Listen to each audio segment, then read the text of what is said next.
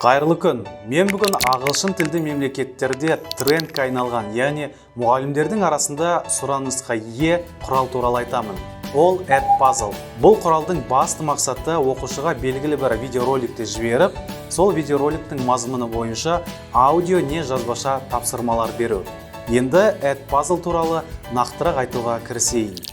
Бірінші браузерді edpuzzle.com сайтына кіреміз. Ол жерде sign up, яғни тіркелу батырмасын басамыз.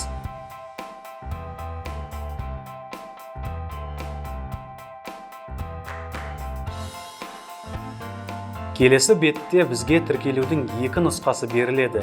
Біріншісі Google аккаунт арқылы, екіншісі Edpuzzle'да өзіңіз туралы мәліметтерді толтыру арқылы. Мен ең оңайын Google аккаунтты таңдаймын.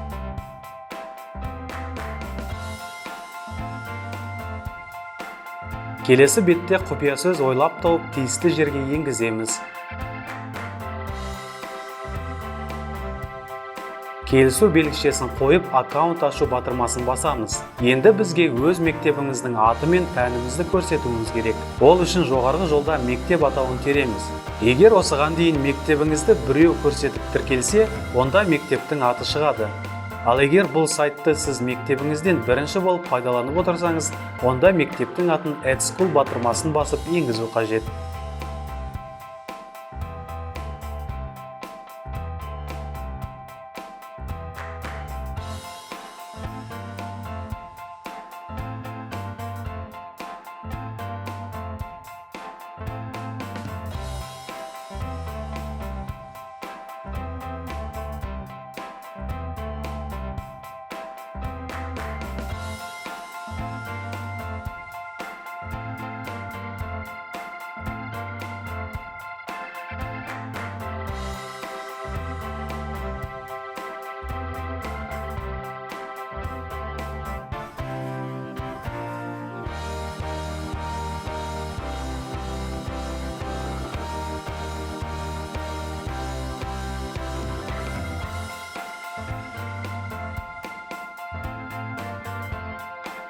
Тіркелу аяқталған соң біз Edpuzzle'дың бастапқы бетіне өтеміз. Енді жұмысты жаңа сыныпты тіркеуден бастайық.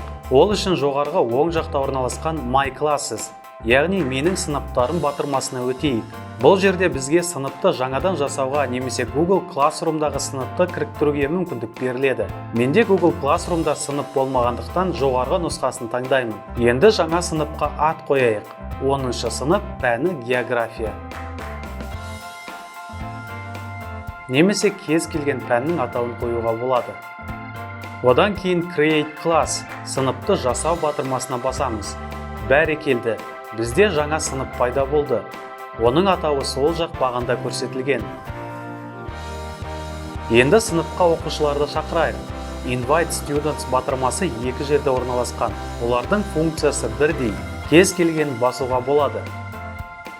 Келесі бетте оқушылардың Edpuzzle'ды қолдану үшін ата-анамен келістіңіз бе деген сұрақ шығады. Біз жоқ, яғни екінші нұсқаны таңдаймыз. Себебі бұл тек ақш азаматтарына арналған сұрақ. Оқушыларды шақырудың екі жолы бар. Біріншісі сілтемені көшіріп алып өз бетімізбен жіберу, ал екіншісі тікелей пошта арқылы. Мен біріншісін таңдаймын. Себебі сілтемені тек поштамен емес мессенджерлер арқылы да жіберу тиімді. Оқушы қалай бұл сілтемемен тіркеледі? Бәрі оп-оңай. Оқушы ретінде басқа компьютерден тіркелейік. Мұғалімнен келген сілтемені алып Google Chrome не басқа браузерде ашамыз. Оқушы дәл сіз сияқты Google аккаунт арқылы Edpuzzle сайтында тіркелу керек. Осы жерде мұқият болу керек. Оқушы Google аккаунт арқылы тіркелген дұрыс. Мысалға мен екінші Google аккаунтымды қолданып тіркелемін.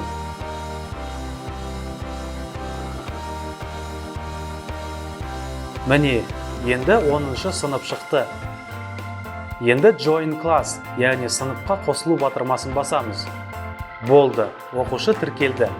Бұған бар жоғы 1-2 минут қана жұмсадық. Мұғалімнің аккаунтына, яғни өзіміздің аккаунтқа оралайық. Бұл жерде сыныпқа тіркелген оқушының аты жөні және электронды поштасы пайда болды.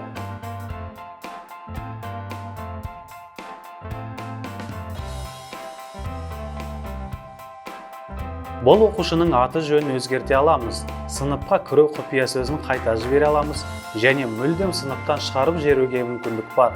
Сыныпқа көп оқушы тіркелген сайын олардың аты жөндері осы тізімде пайда болады. Сыныпқа жиналған оқушыларға қалай тапсырма береміз? Бірінші контент батырмасына басып, келесі бетке өтейік. Бұл бетте сол жақ бағанда видеоматериалдардың қорлары ұсынылған. Edpuzzle'дың өз видеолары, YouTube'тың видеолары, Khan Академиясының видеолары, National Geographic, TED Talks видеоматериалдары және тағы басқа ресурстар көрсетілген. Біз енді көбінесе YouTube-пен жұмыс істегендіктен YouTube-ты таңдайық. YouTube-тағы керек видеоны таңдау үшін бірінші YouTube-тың өзіне барамыз. Бұл жерден өзіңізге қажет видеоны ашып, сілтемесін көшіресіз. Сәлем достар, қазір ревью арнасына қош келдіңіздер. Бүгін ерекше күн, себебі Asus'тың VivoBook Ultra бүгін. Одан кейін қайтадан Edpuzzle'ға оралып, тиісті жолға YouTube-тағы видеоның сілтемесін қоясыз. Автоматты түрде видео жүктеліп, жұмыс жолы пайда болады. Сәлем достар, қазір ревью арнасына қош келдіңіздер. Бүгін ерекше күн, себебі Asus'тың VivoBook Ultra бүгін талдаймыз. Попкорндарыңызды дайындап, жайғасып отыра беріңіздер. Кеттік. Біз бұл видеомен не істей аламыз? Біріншіден оны қиып, керек жерін ғана оқушыға жібере алатын боламыз. Жұмыс жолында керек үзіндісін ғана қалдырып ұсынуға мүмкіндік бар. Яғни оқушы YouTube-тағы бүкіл видеоны емес, керек жерін ғана көретін болады. Екіншіден, тапсырманы сөйлеп, яғни аудио түрінде жолдай аласыз.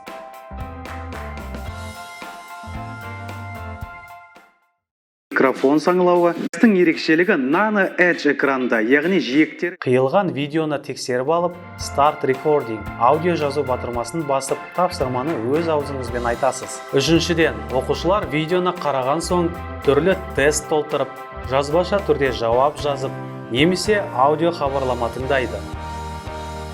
Енді әрқайсысына жеке тоқталайық. Қиып алу немесе кесу функциясы. Бізде видеоның астында келесі элементтер орналасқан. Play – видеоны қосу не тоқтату үшін, видеодағы уақыт көрсеткіші, бірнеше жерден кесу, қиып алу, соңғы қадамдарды қайтару, және де Reset – өзгерістерді қабылдамау, бастапқы нұсқаға түгелдей қайтару. Сәлем достар, қазір ревью арнасына қош келдіңіздер. Бүгін ерекше күн, себебі Егер біз Play батырмасын бассақ, онда уақыт көрсеткіші өзгереді, ал жұмыс жолындағы қара тік сызық белгіше жылжи бастайды. Оны ұстап алып, әрі-бері қозғалтып, видеоның керек жеріне апаруға болады. Белгішені қозғалтқан сайын уақыт көрсеткіші де өзгереді. Жұмыс істеген кезде видеоны екі жағынан ұстап, өзімізге қажет жеріне дейін апара аламыз. Бірінші сол жағынан, екінші оң жағынан.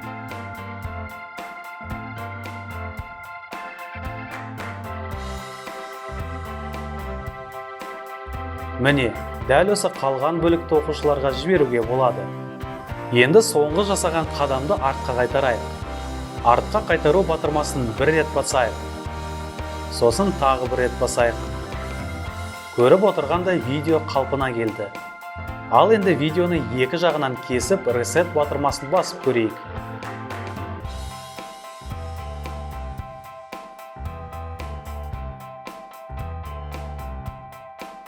Бұл кезде видео өзінің ең алғашқы нұсқасына оралады. Егер сізге видеоның бірнеше бөліктері қажет болса, онда Add Cut батырмасын басып пайдаланамыз. Ол үшін қара белгішені видеоның тиісті жеріне апарып, Add Cut батырмасын басамыз.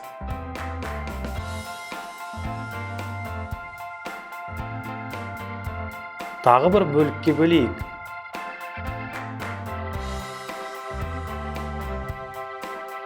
Тағы да бір қияйық.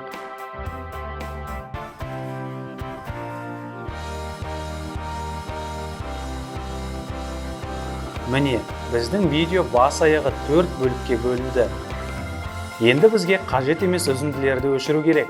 Ол үшін қажет емес бөліктің бір шетінен ұстап, екінші шетіне дейін апарамыз. Қызыл корзинаның суреті шыққанға дейін апарып, оны жібереміз. Екінші бөлікті де дәл осылай өшірейік.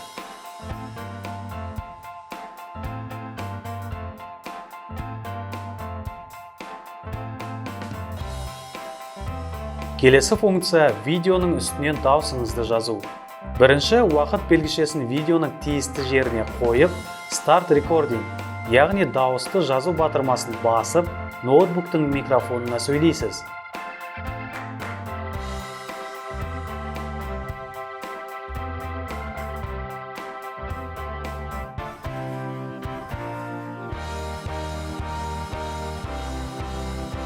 Дауысты жазуды аяқтау үшін тағы сол батырмаға басамыз. Жазылған аудио тапсырма сол батырманың астынан шыға келеді. Не жазғанымды тыңдап көрейік. Құрметті оқушылар, бұл бейнероликті көріп, ультрабуктың техникалық сипаттамаларын естеріңізге сақтаңыздар және келесі сұраққа жауап беріңіздер. Енді видеоны оқушы алғанда қалай көретінін бақылайық. Құрметті оқушылар, бұл бейнероликті көріп, ультрабуктың техникалық сипаттамаларын естеріңізге сақтаңыздар және келесі сұраққа жауап беріңіздер. Жедел жады 256 гигабайт SSD жинақтаушысы, сондай-ақ HD экран орнатылған. Пернетақта жарықтандырушысы жоқ, ал тачпадта саусақ ізіне арналған сенсор болмайды. Айта кететін жайт, Келесі функция жазбаша тапсырмалар беру. Оған көшпес бұрын видеоның уақыт белгішесін соңына дейін тартып апару керек.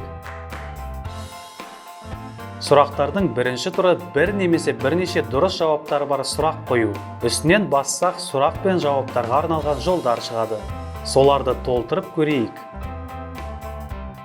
Сұрақты жазайық.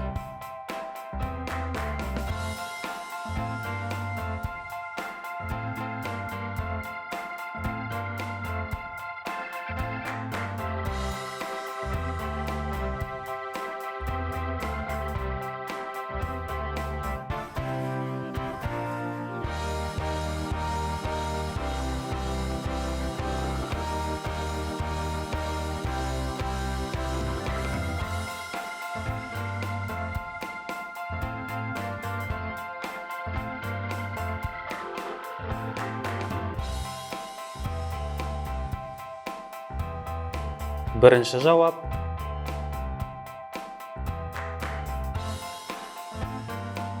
Екінші жауап. Тағы бір жауап қосу үшін астындағы add жазуын басайық.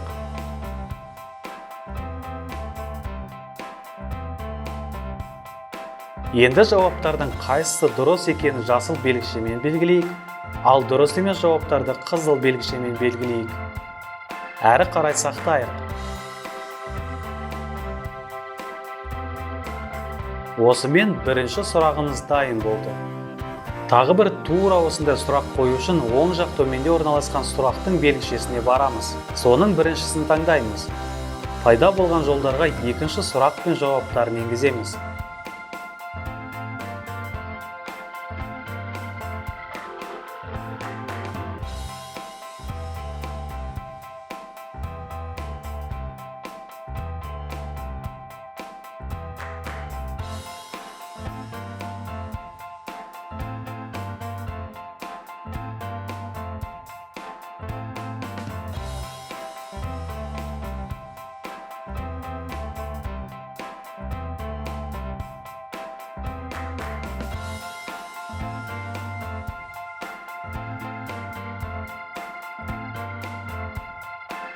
Дұрыс және бұрыс жауаптардың белгішесін бір тексеріп шығамыз. Дайын болған соң әрине сақтаймыз.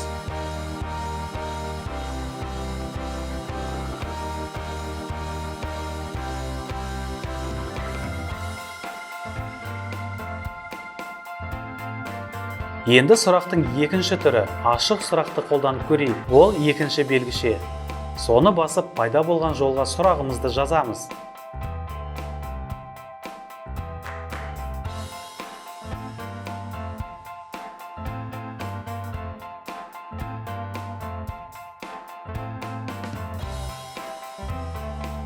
Жазып болған соң сақтаймыз. Негізгі бетте 3 сұрақты да тексеріп көреміз.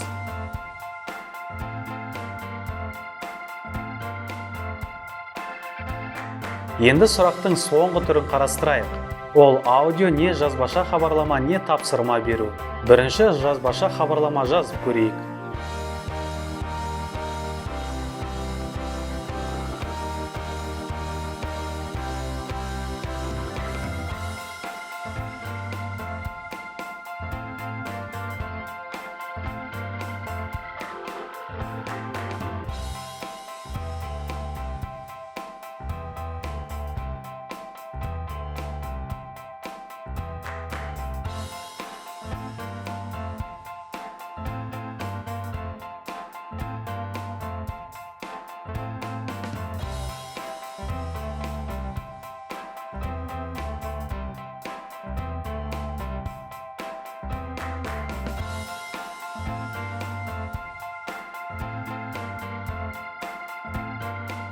Екіншісі аудио хабарлама.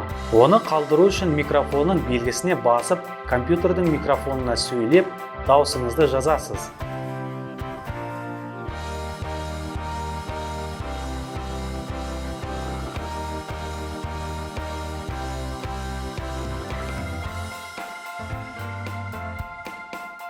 Жазылды ма жоқ па тексерейік. Құрметті оқушы, келесі сабаққа Asus Ultrabook туралы қысқаша мәлімет дайындап алып келіңіз. Болған соң сақтаймыз.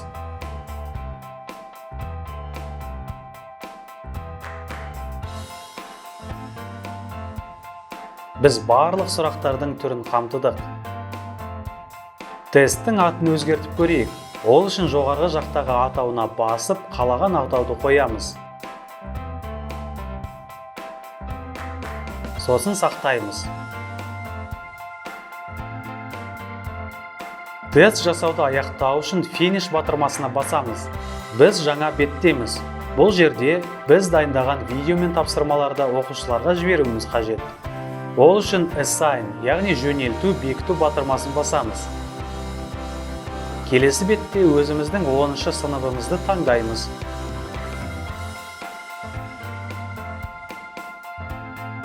Бұл жерде бүкіл сыныпқа немесе сыныптағы әрбір жеке оқушыға жіберуге болады. Барлығы дайын болған соң assign, яғни жөнелту батырмасын басамыз. Көріп отырғандай, тапсырма алған оқушылардың аты жөндері тізімде көрінеді.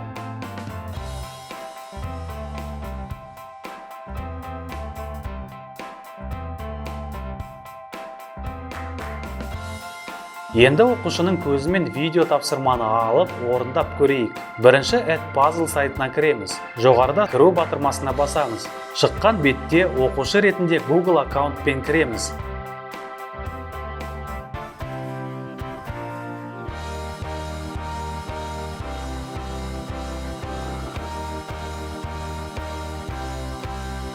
Мінекей, бастапқы бетте мұғалім жіберген тапсырма шығып тұр. Соны орындауға кірісейік. Келген тапсырмаға басып, келесі бетке өтеміз. Мұнда мұғалім жіберген видеоны көреміз және тапсырмаларды рет-ретімен орындаймыз. Ең кенжесі. Құрметті оқушылар, бұл бейнероликті көріп, Ultrabook'тың техникалық сипаттамаларын естеріңізге сақтаңыздар. Келесі сұраққа жауап беріңіздер. Жады 256 гигабайт SSD жинақтаушысы, сондай-ақ HD экран орнатылған. Пернетақта жарықтандырушысы жоқ, ал тачпадта саусақ ізіне арналған сенсор болмайды. Айта кететін жайт,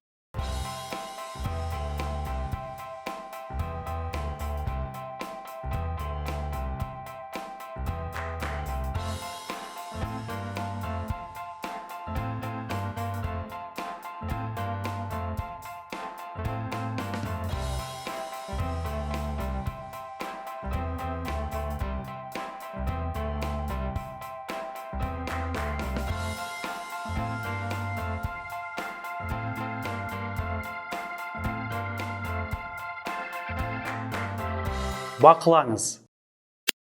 Құрметті оқушы, келесі сабаққа Asus Ultrabook'ы туралы қысқаша мәлімет дайындап алып келіңіз.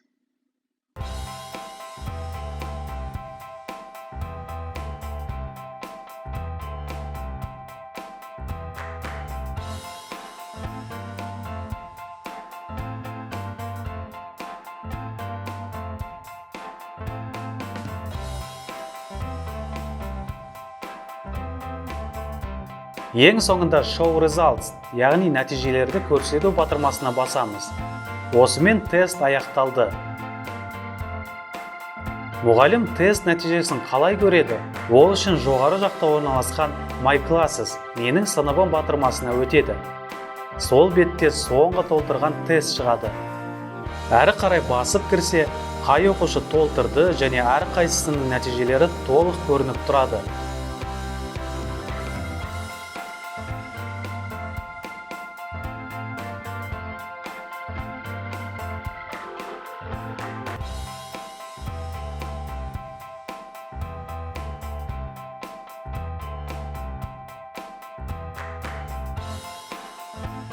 Ал енді ең соңғысы және маңыздысы, Edpuzzle'ға тіркелмеген оқушыларға тапсырманы қалай жібереміз? Ол үшін контентке кіреміз.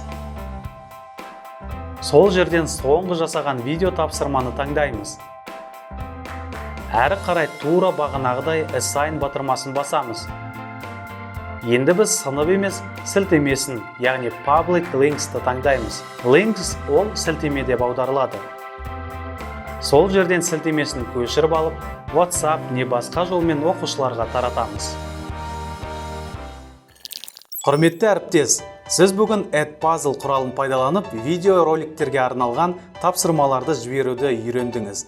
Ең бастысы бұл жерде видеороликқа арналған тапсырмаларды аудио немесе жазбаша түрде тест ретінде алуға болады. Алғашында Edpuzzle'ды пайдалану қиындық туғызуы мүмкін, себебі оның интерфейс, яғни барлық мәзірі, барлық басқару элементтері ағылшын тілінде.